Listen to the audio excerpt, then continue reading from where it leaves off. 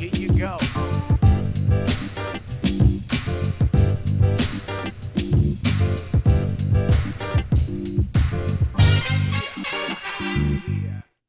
Stalled.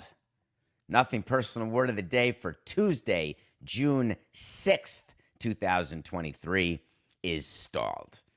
While you were sleeping last night, there were a lot of people from Major League Baseball looking at C-SPAN, watching the end of the legislative session in Las Vegas, waiting for the stadium deal to pass, hoping that it would come to the floor and they'd hear yay, yay, nay, boo, yay, yay, gavel, pass, yes. Guess what? The gavel came down after midnight Vegas time with nary a vote on the stadium financing bill. That's it. Game over. There is no public financing for the Oakland A's to move to Las Vegas. But wait, I'm looking for a gavel. I used to have a gavel right on my desk. I keep moving everything. I don't know where it is. But pretend I had a gavel. I got a gavel when I graduated law school. Someone gave me a gavel, right, as though I was going to be a judge. Wait, the gavel goes down. There's something called a special session. A special session happens at the end of a state's legislative session when there are bills that have not yet been voted on that really need to be voted on, like budget bills, like capital appropriation bills, like we got to fix our highway type of bills. The governor meets with the head of the assembly or the speaker of the House, the head of the Senate, and says, we need a special session. A special session is when you get called back into session and you reopen it for the purpose only of specific agreed upon bills. All right, Rob Manfred, make a call. We got this. Let's get into the special session. There's been a lot of rumors that if the stadium bill doesn't happen during the regular session, no problem. We'll have it during the special session. Here's the problem.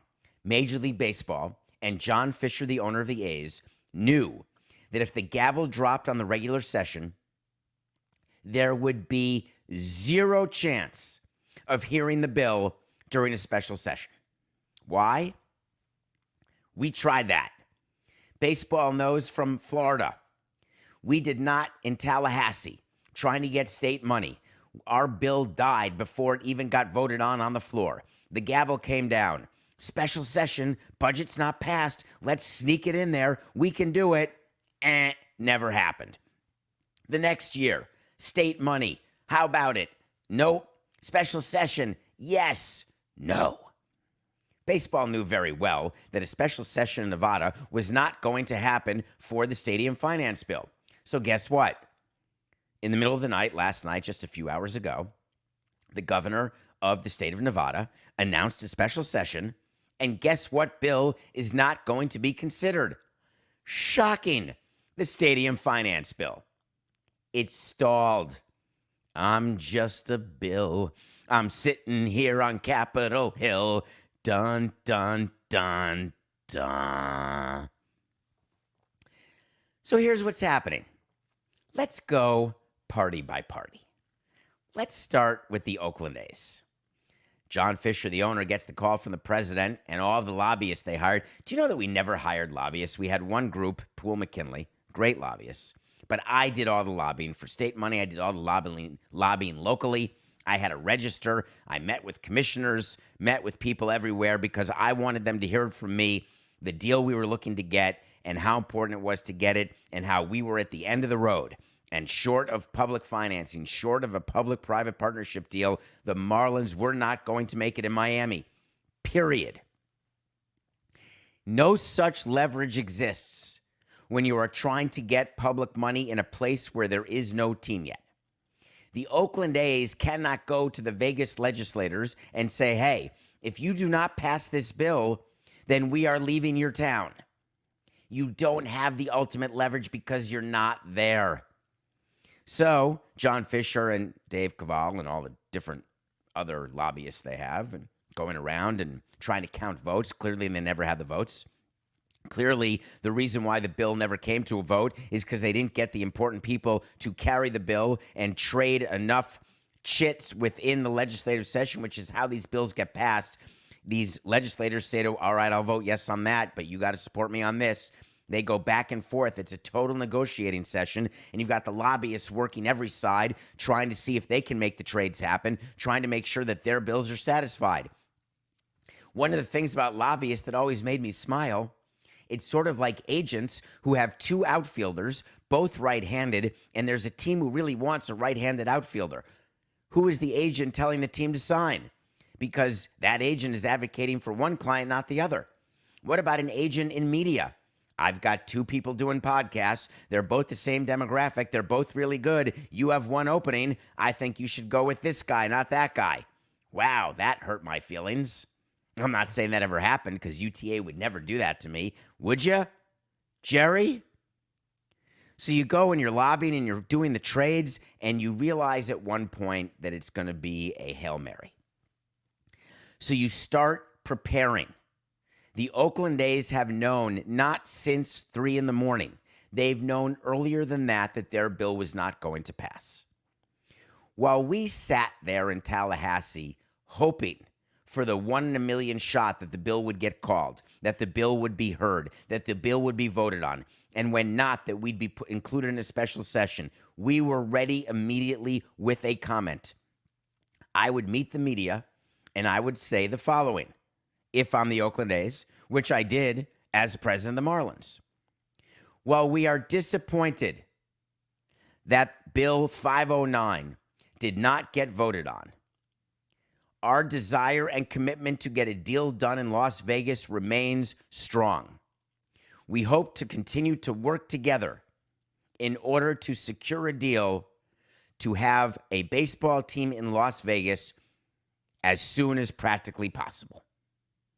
The reason why you say that, if you're the Oakland A's, is that you don't want to give a statement saying, hey, screw you, we're done with you, because you may not be.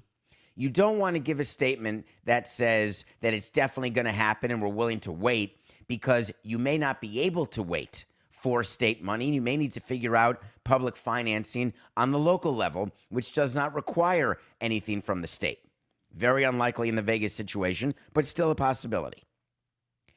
But if you're the Oakland A's, you also have to have part of your statement toward Oakland. We better see something in writing that says the following. While we are disappointed that financing was not secured in Las Vegas, we have said from the beginning that we have been trying to make a deal to stay in Oakland. It has always been our preference to stay in Oakland. We have been negotiating for years and have spent tens, if not hundreds of millions of dollars to make a new stadium a reality in Oakland. I'm hopeful that the mayor will be willing to again engage in a conversation with us as we attempt to do what we know so many people want, and that is for the Oakland A's to stay in Oakland. Leave it at that. But you've got to say something. That's public. What's going on privately is figuring out what role baseball is going to play. Rob Manfred has already been public. He was public saying, if you pass this bill, and we had help from MLB and it didn't work for getting state money for the Marlins, but you get MLB to say stuff that they really don't want to say. They say it with their fingers and toes crossed, and they do it on the possibility of getting state funding. What baseball did for Oakland and Vegas is unprecedented, saying if you pass this bill and there is public money for a stadium for the Oakland A's, we will waive the relocation fee. Why did they say that? There are not 23 owners who agreed to waive the relocation fee to Vegas. That's taking money out of their pockets. I already did the math for you. The fact that we're showing the renderings makes me smile. If you're on Nothing Personal with David Samson, we're showing you renderings of a ballpark that never had a chance to be built because the number of acres for the Tropicana site are too small for this stadium, but I digress. The owners are saying if you waive the relocation fee, we would have expected to get $10 million per team as a relocation fee, and we're going to save money because the A's are going to take less in revenue sharing, which means teams that get revenue sharing will get more. Teams that give revenue sharing, in theory, would be able to give less because Oakland will become a more neutral team in Vegas. Waiving a relocation fee only works if the amount of savings is greater than what the amount of the fee would be. And it's very bad precedent to go to a municipality or go to an owner and say, we will let you move without a fee. But Major League Baseball has to keep Vegas hot. And they have to keep Vegas hot because what they really have always wanted from Vegas is the public financing, which was not team specific, and then an expansion fee. Because the expansion fee is never going to be waived, and that's going to be a couple bill. And in order to get a couple billion in an expansion fee, you have to have a stadium deal that is publicly financed, at least in part. So baseball's got to be very careful with its statement because we're going to have to hear from Rob. If I'm Rob, I have a slightly different approach when I have my statement. The public and the private. The public approach is, we are very thankful to the Nevada legislature for attempting to get this bill passed in such a short period of time. We recognize that there were other very pressing issues that the legislature had to deal with, and we look forward to this bill being heard again at the appropriate time and to its successful passage and to the eventuality of Major League Baseball in the great city of Las Vegas. Done. Leave it at that, because that could be the A's or that could be expansion. Then Major League Baseball needs another statement, and this one pointed toward Oakland. Rob Manfred needs to publicly say, regardless of what happened with the stadium bill in Las Vegas, it has always been Major League Baseball and John Fisher's desire to get a deal done in Oakland, and they have worked for a decade on that very goal.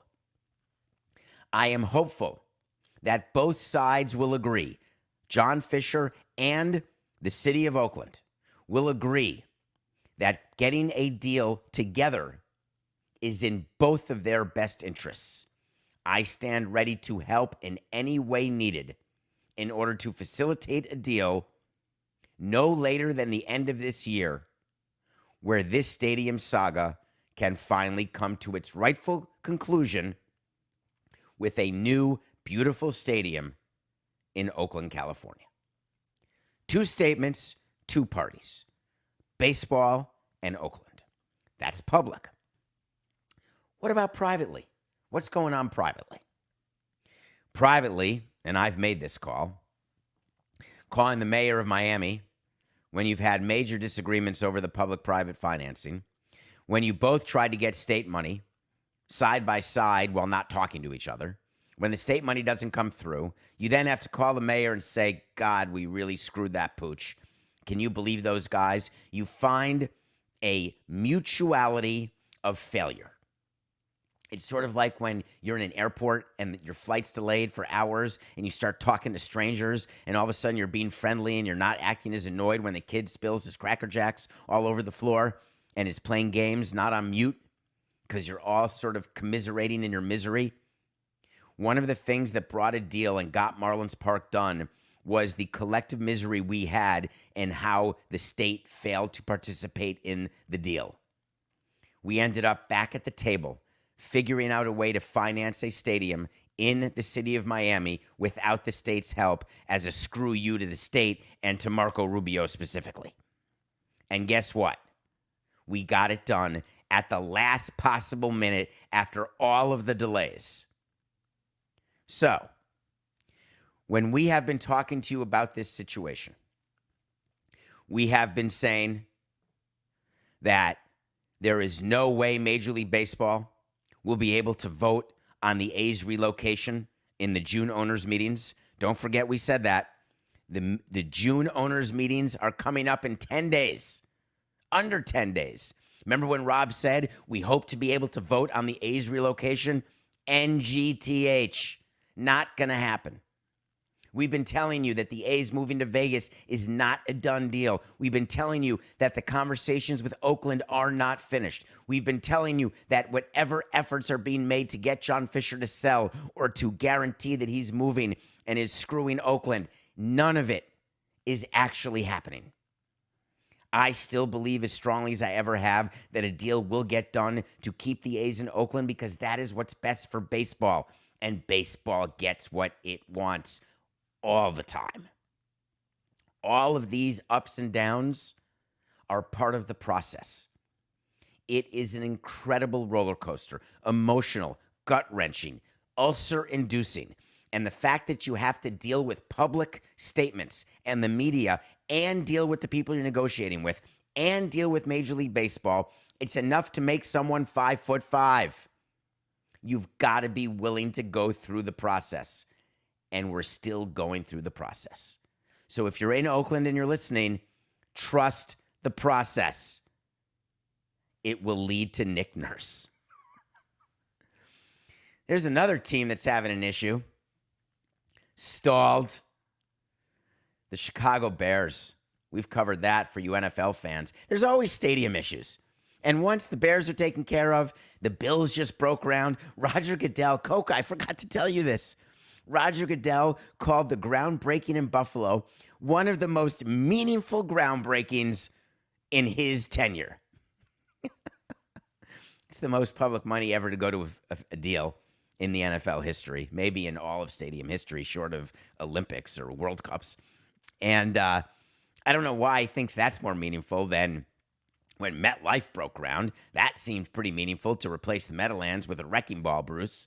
So there's always meaningful stuff going on. I don't like when commissioners speak in platitudes full of recency bias. This is the most meaningful thing I've ever done. This is the most important moment in the history of our game. Give me a break. So the Bears have been trying to cut a deal. The city of Chicago wants them, but they're unwilling to stay at Soldier Field. They don't want to pay for renovations. They want a brand new stadium. They bought the Arlington racetrack, and everyone said they're moving to Arlington. They demolished the Arlington racetrack. They're moving to Arlington. Guess what? Remember I told you there's a lot of ground to cover in the Arlington deal?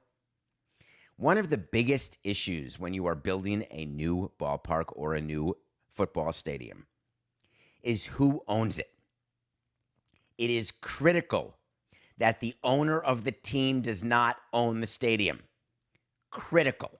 Because when an owner of the team owns the stadium, it's like owning a really big house.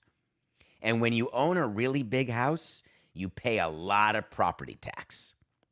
And when you are doing your financials, you do not want a line in your financials on the expense side of property tax. And the reason you don't is that you're competing with 30 other teams who don't pay property tax.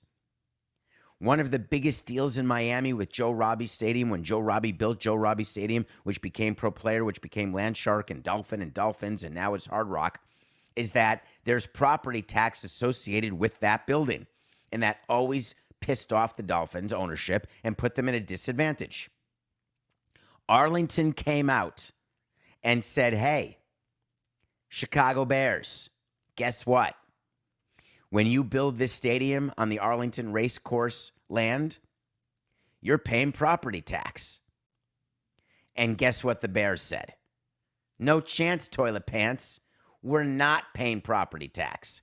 So when Arlington said you have to pay property tax, guess what you do if you're a professional team? You say, really? I'm going to go to Naperville.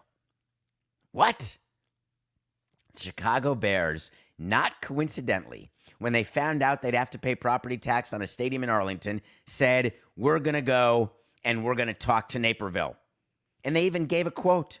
It's our responsibility to listen to other municipalities in Chicagoland about potential locations that can deliver this transformational opportunity for our fans, our club, and the state of Illinois. Horse hockey. The Chicago Bears are not moving to Naperville. They are using this to get back to the table with the city of Arlington in order to get rid of the property tax or mitigate it to the point that they can handle it. On January 20th of 2023, during a show, I specifically said to you, the Bears are going to end up moving to Arlington. Am I changing my mind? Absolutely not. This is standard operating procedure. When you don't get what you want, you pretend you're going to get what you want from someone else. The Bears don't own land in Naperville. Naperville's not going to be serious about doing the type of development that's available right now in Arlington. Forget it. This is a way to get to the table with Arlington and get the property tax issue settled, which they will, because dollars are fungible. The Bears may agree to pay $50 million a year in property tax, but I promise you there'll be another part of the stadium financing which gives them $50 million a year in other benefits that they don't currently have in their deal with Arlington. There are more than two ways to get a deal done. The only thing that stays the same whenever you're negotiating a deal is using leverage to get what you want. So everyone stay calm in Arlington and in Chicago and in Oakland and in Vegas. Everything's going to be okay. I'll tell you what's not going to be okay. There is one specific, very meaningful thing that's not going to be okay. LeBron James is not house hunting in Dallas. I mean, not my best transition, Matt, but not terrible. Do you want to do a wipe, or are you good with that? Okay. All right. I'll come in clean. 4-8-69. Tell you what else is going on in terms of leverage. Kyrie Irving, the king of I don't have leverage, is trying to pressure Dallas to trade for LeBron James. In the middle of the NBA Finals, while you're trying to focus on a 1-1 series between Denver and the best player on the planet, Jokic, and the Heat, the best story on the planet, you've got 5 games at most left in your season, and all of a sudden, we get a leak on an off day that Kyrie Irving has reached out to LeBron James to see if LeBron James would come to Dallas. Hold on, I think I have it. It just came on my phone. Wait for it, because this is pretty good. I'm almost positive this is how it works, but I can't know for sure. But let me just see if I can answer one call, if you don't mind.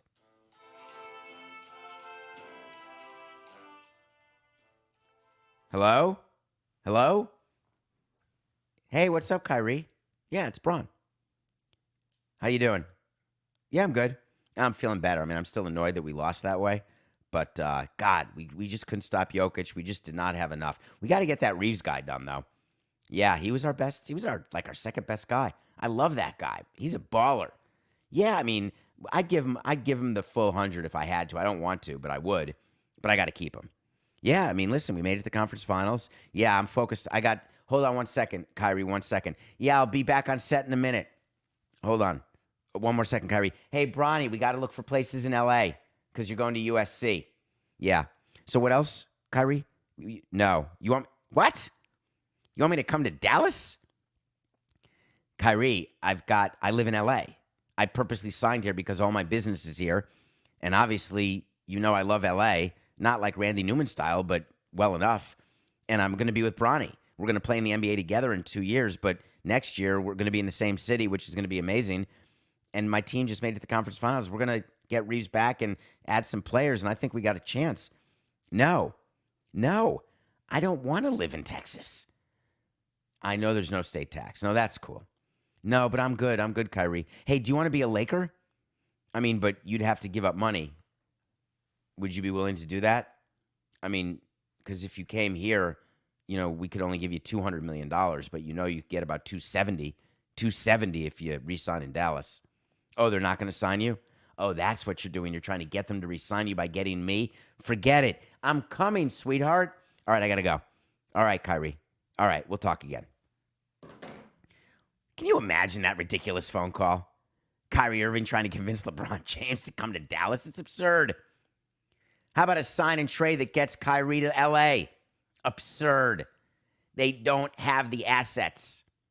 What, are they going to get rid of every single role player they have and put out Kyrie Irving with LeBron James? He already surrounded himself with friends, and guess how it went? Badly. LeBron knows it's not about friends. It's about getting the most effective players to play together. So there's a couple things going on that you should know.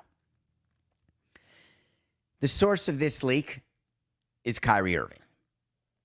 Kyrie Irving wants to let it be known that he wants to play with LeBron James, that he'd prefer it to be with Dallas, not. But he says that because he'd like to go speak to Mark Cuban and say, please, would you mind signing me and trading me to be with LeBron? Because if you sign me and trade me, then I can get the full 270, not the 200. If I just walk away and you don't offer to sign me at all, then I got to hope that the Lakers can fit me in, and then I'm going to miss 75 or 76 million bucks. And I've missed so much for all the suspensions and for the fact that I wouldn't test myself for COVID. I can't afford to miss this amount. But do me a favor, don't talk about it. Because I'm going to have to do another Instagram video where I'm going to have to ask people not to talk about me and my free agency, because when I have something to say, I'll say it. And when I don't want to say something, I'm just going to leak it. This is not me being that down on Kyrie, even though you know I am. And I would tell you he's not a winner, but he has a ring. I would tell you he's a big pain in the neck, but I've never met him. I would tell you that I feel sorry for him, but I don't. But him posting a social media video saying, stop talking about me, stop speculating. When I know what I know, I'll tell you what I know.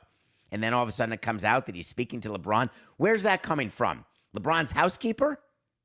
Kyrie's child? Mark Cuban? No. You think when Mark Cuban gets approached by Kyrie Irving for a sign and trade to the Lakers, he's going to say, oh, Kyrie, we love you so. We will do anything for you. But we won't do that. It's absurd.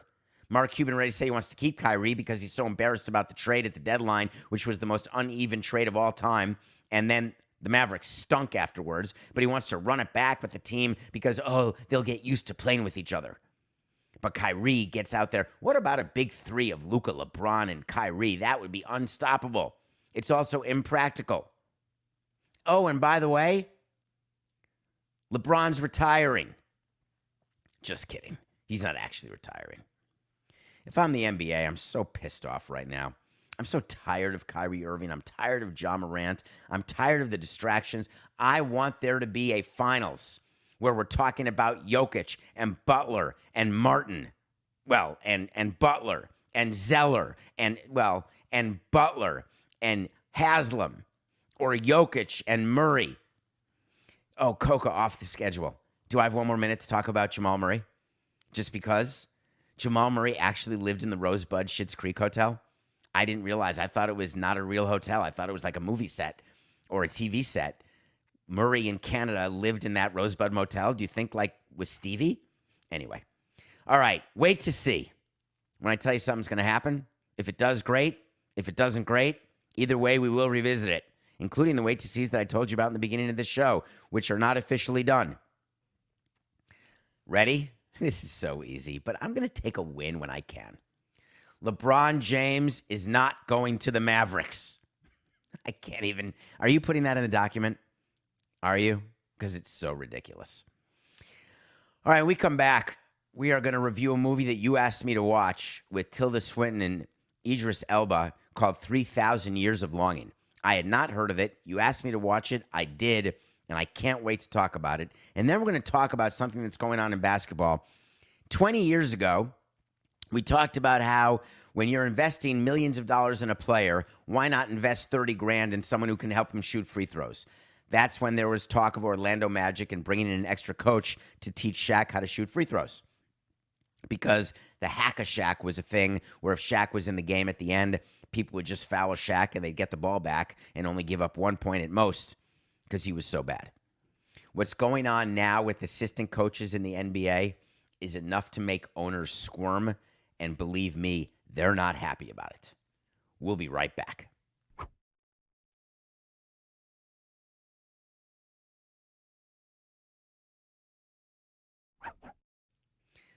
Welcome back to Nothing Personal. It's David Samson. How you doing?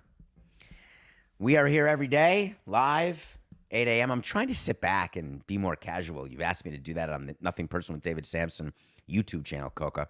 But I find that when I sit up, my brain works better. When I lean back in this glove chair, A, I don't think the microphone can hear me, and B, I feel too casual, and I do feel a little stomach protrusion, which makes me uncomfortable. It's harder to suck it in when you're sitting back, so that makes me uncomfortable. And my feet can't touch the ground because of the chair and the pillows I'm sitting on. So all in all, sitting back is not comfortable. So I'm going back to how I am, at attention. Thank you for watching, for being in the private chat, live chat, for communicating with Coca during the show, for listening to the show and downloading it 5 days a week. We are always here for you, no matter what, except when we're on vacation, which is not very often. I watch a movie every day. Thank you. Keep them coming. They are coming on David P. Samson on Twitter. Hit follow. Instagram, I'm getting some DMs as well about movies, and I do keep a list. 3,000 Years of Longing. I had no idea what it was, other than you told me to watch it. That's number one. Number two, Tilda Swinton, The Beach. Idris Elba, the new James Bond? Maybe, maybe not. What's the movie about? It's about a genie. Tilda Swinton is traveling in Turkey. She buys a bottle that she likes. She touches the bottle. She's a little strange, but an amazing actress. I'm talking about the character, not the woman and the actor. And out comes Elba, bigger than Will Smith or Robin Williams. And then you get a movie about the story of the genie and how for thousands of years he's been looking for love. This is my kind of movie. How he's had connections with some of his previous masters, love connections, but it didn't work out and he was not saved. And people's 3 wishes were not enough to save him and have him be able to have a normal life of love. And Elba goes from this crazy huge person who takes up a whole hotel room to just a big person whom I guess is they filmed standing on a stool in his scenes with Tilda Swinton.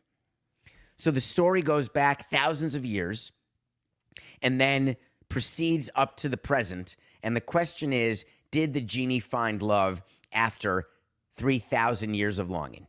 It sounds sappy. It's not. It sounds boring. It's not.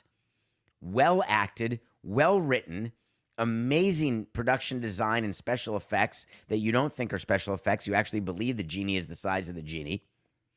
And you're watching it and you're saying, what would my 3 wishes be?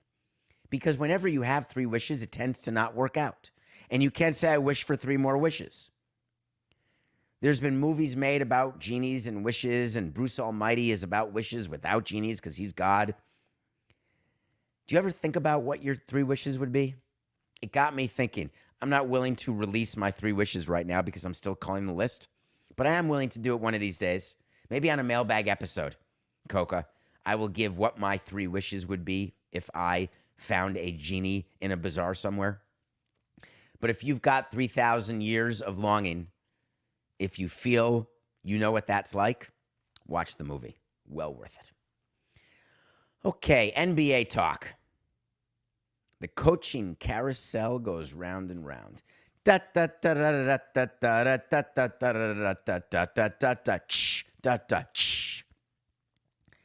a minute, that's totally wrong. That's the circus music. God dang it, damn it. What's the music for musical chairs, Matt? You know when the game where they have 5 chairs and 6 people and you walk around in a circle and you hear dun dun dun dun dun dun dun dun dun dun dun dun dun, and then everyone sits down and one person doesn't make it and then that person's out. Does anybody know what I'm talking about here? The coaching carousel is like a game of musical chairs. Nick Nurse, goodbye Toronto. Hello Philadelphia. Frank Vogel, see you later LA. Gonna sit out, but I'll get a new job. Hello, Phoenix. Monty Williams, goodbye, Phoenix. Hello, Detroit. Mike Budenholzer, goodbye, Milwaukee. Hello, sunshine. That's code for he doesn't have a job, so he's sitting in the sun. Doc Rivers, goodbye, Philly. Hello, Toronto. Or maybe nothing. Or maybe I need to win at Game 7 to get another job. So Frank Vogel's back. Got to deal with Matt Ishbia. And I got to tell you how funny new owners are. Matt Ishbia sits with Frank Vogel, pays him a lot of money, and says, listen, tell me. Just tell me. What do you need? Whatever you need. Do you want Apple $3,500 glasses, the new glasses that were announced, we'll buy one for every player. We'll buy one for you. You can wear it while you coach. You want TVs? You want better planes, better food, better hotels? You want a better suite? Whatever you want, I got you. I'm a new owner. I'm loaded, and I hate Dan Gilbert. And boy, do we got to win. Frank Vogel says, I know what I want. I want my friend David Fizdale. David Fizdale was the former coach. Remember him? Fitzdale? Is it Fizdale or Fitzdale? Is there a T in that name? Or is it just Fizdale, Coca? Remember, he was the former head coach? Fizdale. Decent. Do you know that he's going to be an assistant coach now with Frank Vogel? Do you know that the Phoenix Suns retained an assistant coach named Kevin Young and gave him $2 million a year? The pay scale for assistant coaches is out of control now. Matt Ishbia has done the equivalent of what Jimmy Haslam did with Deshaun Watson. He screwed it up for everybody going forward. There's certain things you do because everybody else does it. Call it collusion, call it whatever you want. They're not in a union, so it ain't collusion. But at some point, you got to control your coaching expenses. As it is, the team photo has more people in a tie. They don't wear ties anymore. 12, 6, 9. As it is, the team photo has more people in polo shirts than they do in uniforms. There's a coach for everything. There's 2 rows of coaches. There's coaches sitting with the worst seats in the house trying to watch the game, and that's not even the coaches who are in the locker room behind the scenes who don't even get to sit in the second row. Oh, but you're a first-row assistant coach. Ishbia said, I will spare no expense. So he signs Kevin Young, makes him the highest-paid assistant. The impact that will have on all teams is that the top assistants for all teams will now want what Kevin Young got. You think David Fizdale comes to the Suns and says, listen, I'm a former head coach. You're telling me that I'm not getting $2 million a year? I love you, Frank. I love you, man, but I want $2 million a year. Sam Cassell just got hired by Joe Mazzulla by the Boston Celtics. We haven't seen his deal. Why the hell wouldn't he make $2 million a year? Because he was out of a job with the Sixers? No. Former player. By the way, side note, and I think I've told you this, I hate Sam Cassell. Not as a person. I don't know him at all. I've met him twice, but I don't know him. Not even an acquaintance. The three-point shot that he hit in Game 3 of the 1994 NBA Finals after the Knicks had stolen one in Houston, and Houston got it right back in Game 3. It's the equivalent of Denver winning Game 3 tomorrow night in Miami, which completely takes away the fact that Miami won Game 2 in Denver. You're totally despondent. And Sam Cassell's 3 toward the end of that game was the death blow in that game. And I've never forgotten it. And it's not that long ago. I mean, it's only 29 years ago. You don't think Sam Cassell wants the same $2 million? This is an issue. Adam Silver picks up the phone and deals with this. Remember, when we screwed up the pay structure of coaches, we did it under the table. When we gave Barry Bonds that extra money, it was a side deal. That was never public. That never made other coaches get paid more for any other team. According to other teams in MLB, Bonds was making what other hitting coaches were making. When you have a public pronouncement of giving an assistant coach in any sport a number that is higher than a number that's ever been given, you've opened Pandora's box. Adam Silver's got to call. He's got to call Ishbia and say, listen, don't Steve Cohn us. Don't you do that. And you know what Ishbia says back? Hey, Adam, do me a favor. Shut your trapper. And here's why. The amount of money that I just paid for a team that you had to sell because the previous owner was a racist, bigot, misogynist, that just increased the value of all your other teams, do me a favor and step to the left while I go ahead and try to at least win a title and do what I can to make it worthwhile to spend the money I've spent on the team. So if any owners are upset that they have to pay an assistant coach an extra $1 million, their team just went up by an extra $100 million because of me. Click. That's the problem with the valuations of teams, with teams trading at this number, is owners are coming in, Steve Cohen style, saying, hey, talk to the hand because the ears ain't listening. I don't need to hear you, any commissioner or any other owner, tell me that you want me to act differently. I will act however I want because I've helped you all, every last one of you. And who are the beneficiaries? You bet your bippy it's a bunch of employees who are being paid way more than they ever dreamt. $2 million for an assistant coach? I mean, can you imagine spending $250 million on your team, but not wanting to spend an extra $100,000 or $1 million on a good coach, a good hitting coach, a good pitching coach, or bring in an extra utility guy or add at the deadline? At some point, you've got to reinvest. You've got to double down. I wonder if that's what the Padres are going to do, even though I told you I think they should be selling. We had a game and nothing personal pick of the day yesterday of the Padres and the Cubs.